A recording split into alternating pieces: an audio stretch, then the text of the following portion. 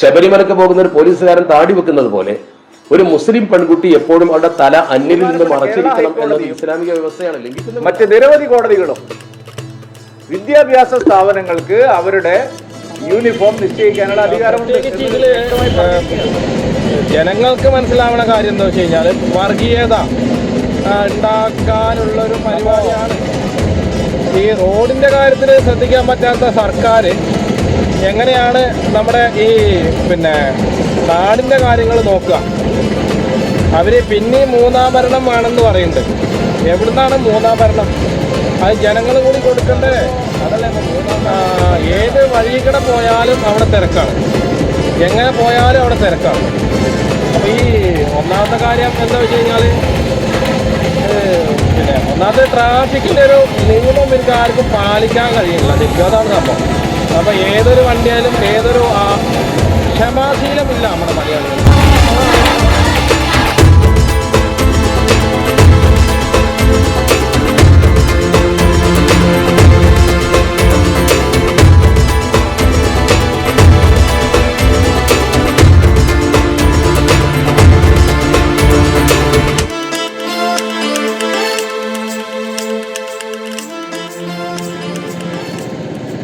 അപ്പോൾ സുഹൃത്തുക്കളെ നമസ്കാരം.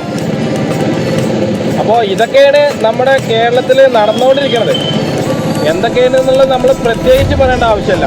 വർഗീയത ഒരു മതത്തിൻ്റെ പേരിൽ, അതിപ്പോൾ ഏത് മതമായിക്കോട്ടെ, ഹിന്ദു ആയിക്കോട്ടെ, മുസ്ലിം ആയിക്കോട്ടെ, ക്രിസ്ത്യൻ ആയിക്കോട്ടെ, മതമാണ് ഇവിടുത്തെ പ്രധാന വിഷയം, വിദ്യാഭ്യാസം. അപ്പോൾ ഇങ്ങനെ പോയാൽ എങ്ങനെയാണ് നമ്മൾ മുന്നോട്ട് പോവുക? എവിടുന്ന് തുടങ്ങണം, എങ്ങനെ തുടങ്ങണം എന്നൊന്നും എനിക്കറിയില്ല. അതെങ്ങനെ അവസാനിപ്പിക്കണം എന്നും നമുക്കറിയില്ല. അപ്പോൾ പ്രധാനമായിട്ടും എന്താ വെച്ച് കഴിഞ്ഞാൽ ഒരു വിദ്യാഭ്യാസത്തിൻ്റെ തുടക്കം അത് വർഗീയതയിൽ ഉൾപ്പെടുത്താനാണ് ഇപ്പോഴത്തെ ഇവിടുത്തെ ആളുകൾ എന്താ പറയുക ശ്രമിക്കുന്നത്. ഇതിൽ 3 ആൾക്കാരെ നമുക്ക് ഉൾപ്പെടുത്താം.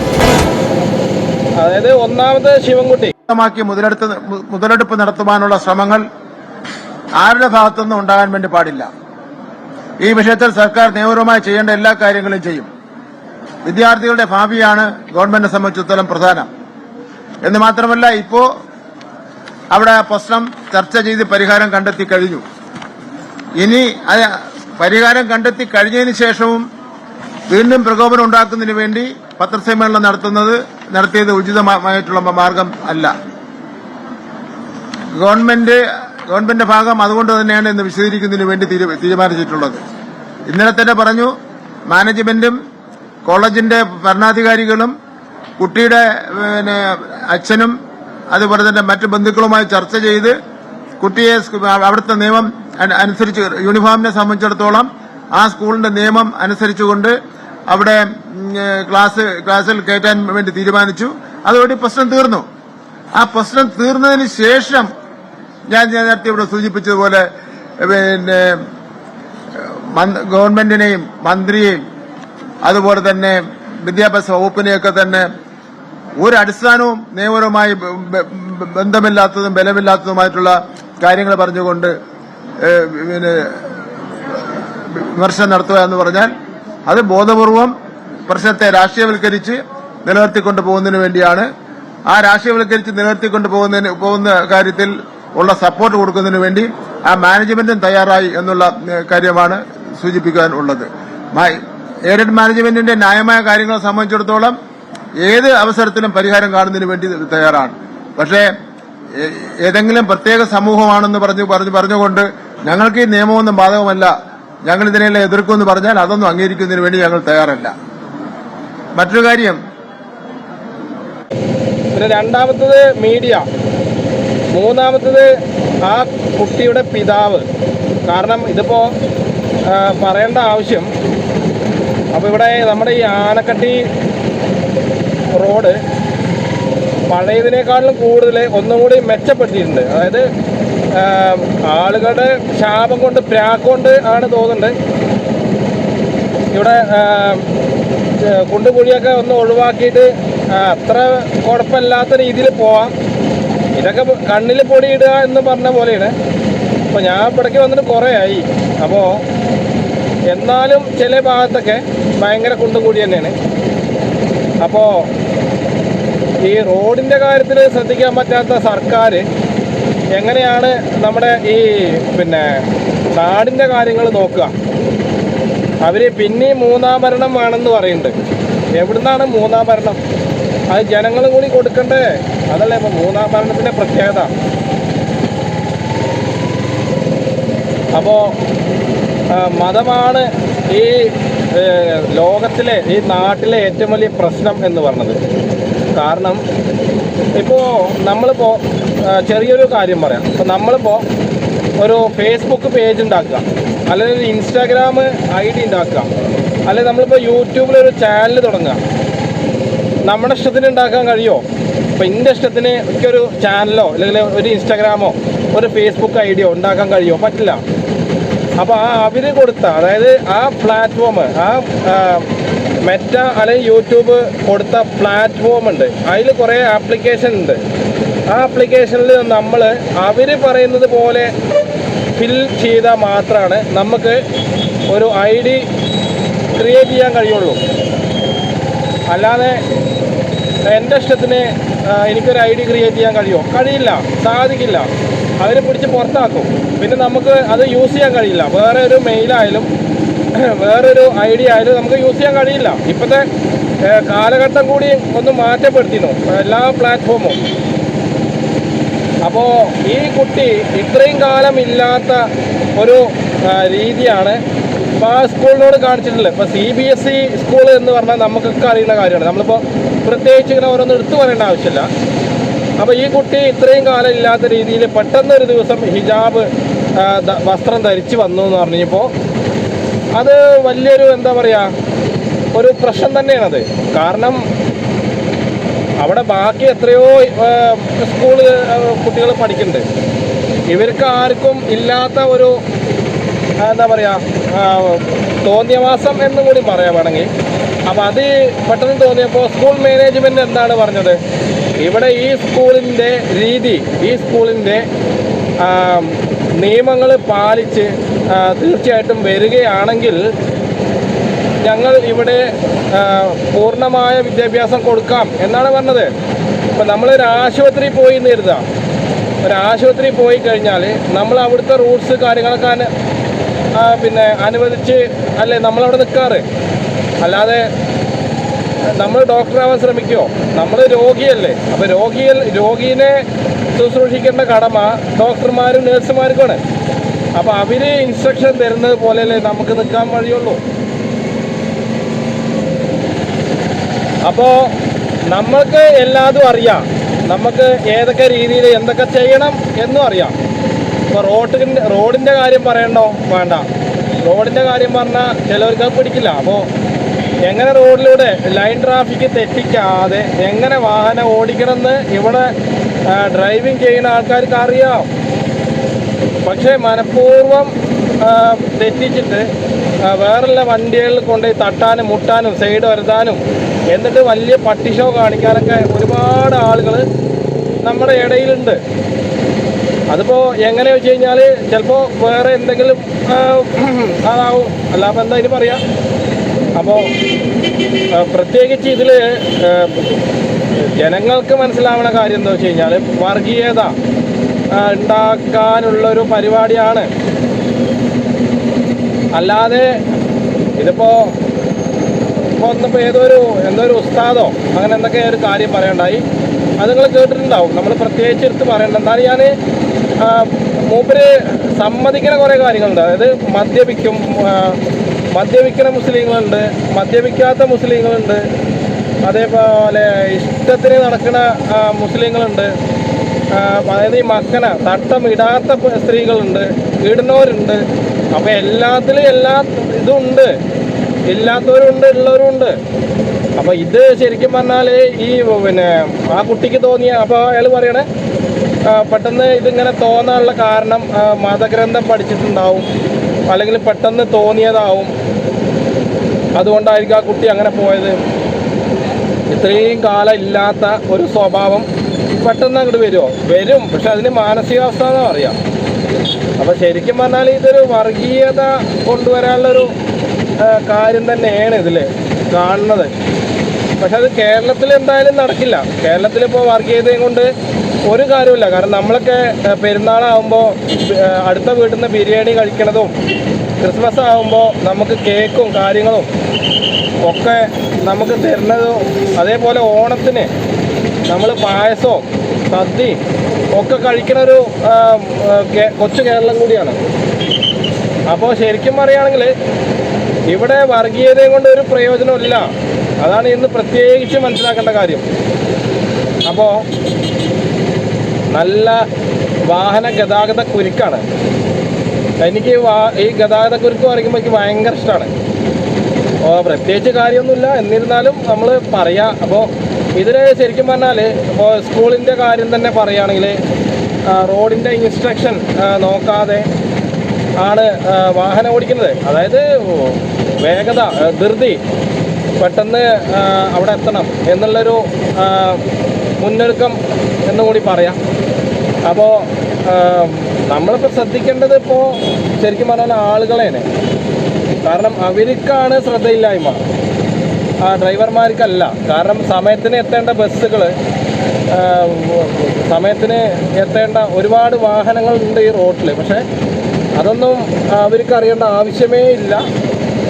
ശരിക്കും പറഞ്ഞാൽ ഏറ്റവും വലിയ പൊട്ടത്തരം എന്താ അറിയോ റോഡിൽ? ഇപ്പോൾ ഈ വലതുവശത്ത് നിൽക്കണില്ലേ, അവരാണ് ഏറ്റവും വലിയ പൊട്ടന്മാർ. കാരണം അതെങ്ങനെ ഇടതുവശത്ത് കൂടെ പോയി കഴിഞ്ഞാൽ ഒരു പ്രശ്നമില്ലാതെ നമുക്ക് ബ്ലോക്ക് പരിഹരിക്കാം. അപ്പോൾ ഇതൊക്കെയാണ് ഇവിടെ എന്താ പറയുക പറ്റുന്ന ഏറ്റവും വലിയ ഫാൾട്ട്. ആർക്കും എന്താ പറയുക നിന്ന് കൊടുക്കാനുള്ള സാഹചര്യമല്ല. അതാണ് നമുക്ക് പറ്റുന്ന ഏറ്റവും വലിയ തെറ്റ്. ഒരു മിനിറ്റ് ഒന്ന് നിന്ന് കൊടുത്തിട്ടുണ്ടെങ്കിൽ എന്താണ് പ്രശ്നം? അപ്പോൾ ഇതിപ്പോൾ സ്കൂളിനെ പറ്റി പറയുന്ന പോലെ തന്നെയാണ്. അപ്പോൾ പിതാവ് പറയാണ്, ആ കുട്ടിയുടെ അച്ഛൻ പറയാണ്, ഞങ്ങൾ സ്കൂളിൽ നിന്ന് TC വാങ്ങാനുള്ള പരിപാടിയാണ്. അപ്പോൾ അത് അയാളുടെ ഒരു അഹങ്കാരമാണ്. കാരണം അപ്പോൾ ആ സ്കൂളിൻ്റെ നിബന്ധനകൾ ഇത്രയും കാലം പാലിച്ചിട്ടുണ്ടായിരുന്നു. പെട്ടെന്ന് എന്താ ഒരു ദിവസം അത് TC വാങ്ങിപ്പോകണം എന്നുള്ളത്. പിന്നെ വിദ്യാഭ്യാസ മന്ത്രി പറഞ്ഞത് നിങ്ങൾ കേട്ടിട്ടുണ്ടാവും, ആ കുട്ടിക്ക് മാനസികമായിട്ടുള്ള പ്രശ്നങ്ങൾ വന്നു കഴിഞ്ഞാൽ സ്കൂൾ തന്നെയാണ് ഉത്തരവാദിയെന്ന്. അപ്പോൾ അതും ഒരു എന്താ പറയുക രണ്ടാം തരാണ്. അപ്പോൾ അത്രയും കാലം ആ കുട്ടി പിന്നെ സ്കൂളിൻ്റെ എല്ലാ രീതിയിലുള്ള കാര്യങ്ങളൊക്കെ അനുസരിച്ച് പോന്നിരുന്ന ഒരു ദിവസം തന്നെ പെട്ടെന്ന് മാറുമ്പോൾ ആർക്കായാലും ഒരു എന്താ പറയുക ഒരു പേടി തോന്നും. ആ പേടി എന്ന് പറയുമ്പോൾ ഇപ്പോൾ അയാൾ പറയാണ്, എൻ്റെ കുട്ടി പിന്നെ എന്താ പറയുക ആ മക്കന ആ തട്ടമിട്ടത് കൊണ്ട് മറ്റുള്ള കുട്ടികൾക്ക് പേടിയാണ് എന്ന്. അതല്ല ശരിക്കും ഉണ്ടായത് അവിടെ. കാരണം ഇവിടെ പ്രതിഷേധിക്കാൻ ഇപ്പോൾ ഒരു ചായയിൽ മധുരം കൂടിയാൽ പോലും എന്താണ് അവിടെ രാഷ്ട്രീയമാണ്. അപ്പോൾ അവിടെ കുറേ ആളുകൾ വന്നിട്ട് ചെറിയ കുട്ടികൾ പഠിപ്പിക്കുന്ന ഒരു സ്ഥലമുണ്ട് അവിടെ.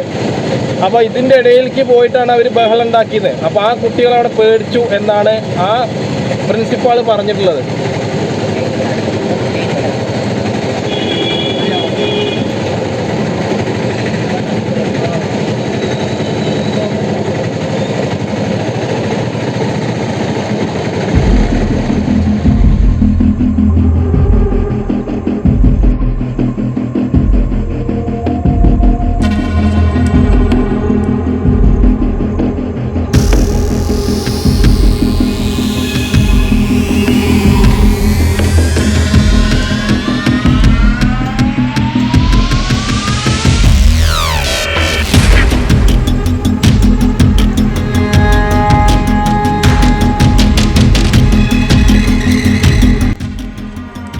അപ്പോൾ സുഹൃത്തുക്കളെ, നമ്മളെ ഇപ്പോൾ ഉള്ളത് കൈതച്ചിറയിലാണ്. കൈതച്ചിറ റോഡിൻ്റെ കുറച്ചിങ്ങോട്ട് പോന്നു കഴിഞ്ഞാൽ ഇവിടെ ചെറിയ കുന്തിപ്പുഴയുടെ സൗന്ദര്യമൊക്കെ കാണാം.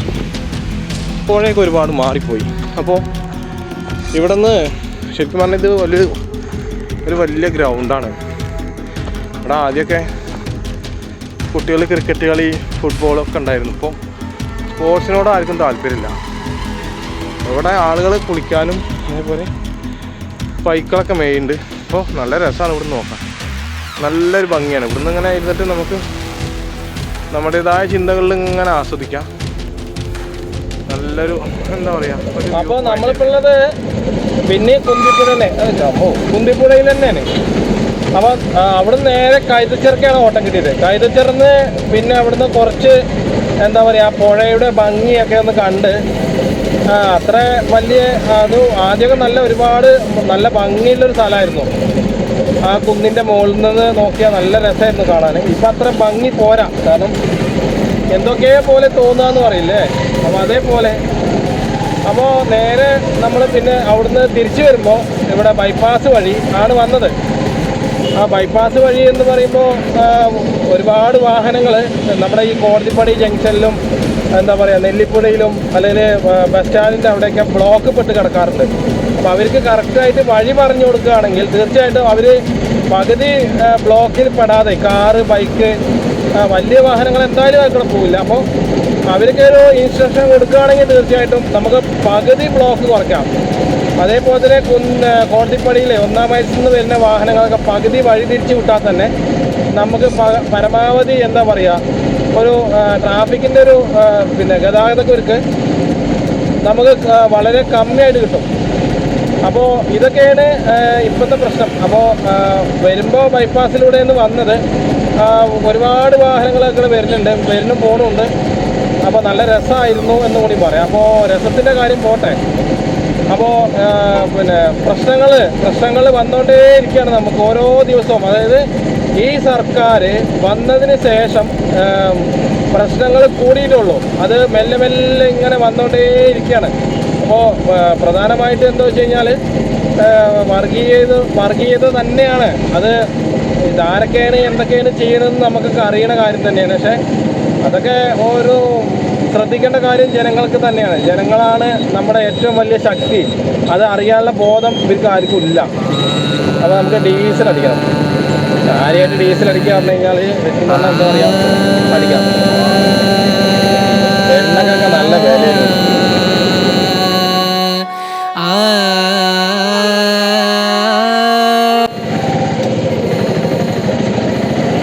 ഒന്നാമത്തെ കാര്യം എന്താ വെച്ച് കഴിഞ്ഞാൽ ഇന്ന് ശനിയാഴ്ച ആയതുകൊണ്ട് എന്താ പറയുക വലിയ ഓട്ടമല്ല.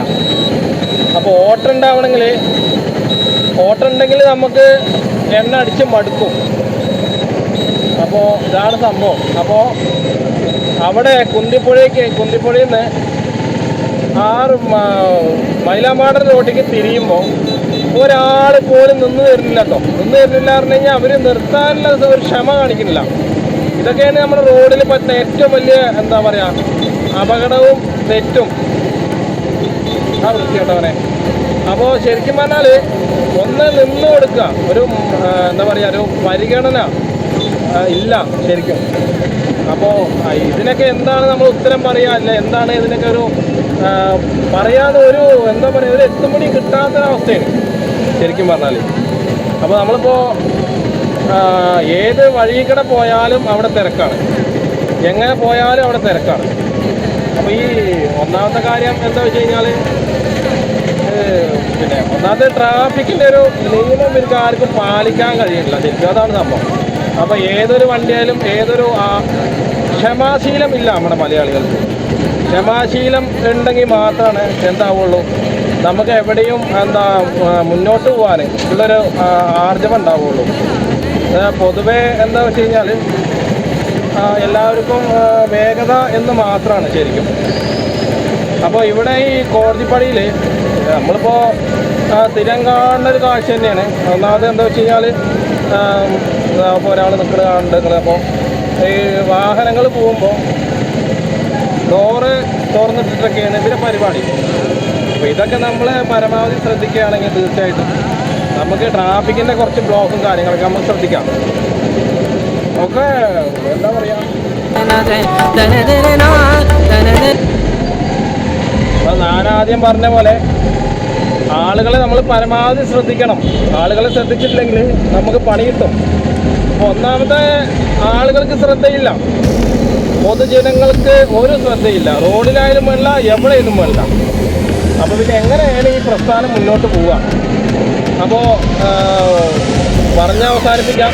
ഉണ്ണികൃഷ്ണൻ പോറ്റി ശരിക്കും പറഞ്ഞാൽ കുടുങ്ങി. അതിന് പിന്നാലെ ഉണ്ണികൃഷ്ണൻ പോറ്റിയെ കുടുക്കിയവരും കുടുങ്ങും തീർച്ചയായിട്ടും. അത് യാതൊരു വിട്ടുവീഴ്ചയും ഉണ്ടാവില്ല.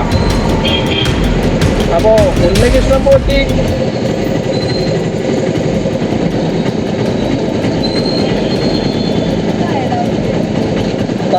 പഠിയാ എവിടെ? ആ ആ